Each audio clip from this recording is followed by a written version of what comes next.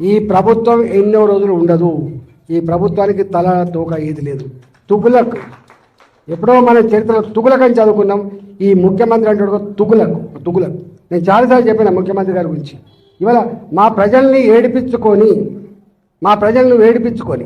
నీకేదో ఓట్లెత్తే ముఖ్యమంత్రి పోయి కుర్చీ మీద కూర్చొని ఇవాళ మా ప్రజల్ని ఏడిపించుకుంటావు అంటే నువ్వు శాడిస్ట్ అయితేనే ఏడిపించుకుంటావు. గుర్తుపెట్టుకో, నువ్వు శాడిస్ట్.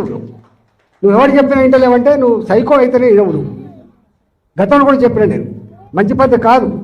ఇవాళ పరిపాలకుడు అనేవాడు, ముఖ్యమంత్రి అనేవాడు ప్రజల కన్నీళ్ళు ఏంటిది, ప్రజల కష్టాలు ఏంటివి, ఒకవేళ నీకు నీ ఇంటెలిజెన్స్ వ్యవస్థ ఉంటుంది, తెలుసుకోవాలి.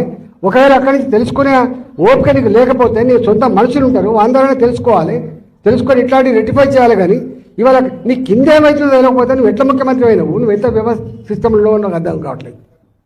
నీవే మున్సిపల్ ముఖ్యమంత్రి, మళ్ళీ అన్ని ఈయనకి జరిగినాయి.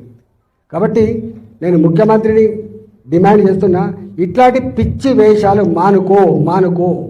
నీ కింద అధికారులు ఏం చేస్తుందో దృష్టి పెట్టు, నీ సిస్టంను బాగు చేసుకో. కానీ మా ప్రజల జీవితాలతో చెలగాడబడే ప్రయత్నం చేస్తే ఖబర్దార్ నా కొడుక అని చెప్పి హెచ్చరిస్తున్నా. నీ అబ్బ జాగిరి కాదని చెప్పి తెలియజేస్తా ఉన్నా. ప్రజల జీవితాలతో ఆడుకున్నాడు ఎవడు బాగుపడని చెప్పి నేను శపిస్తున్నా, గుర్తుపెట్టుకో అని చెప్పి.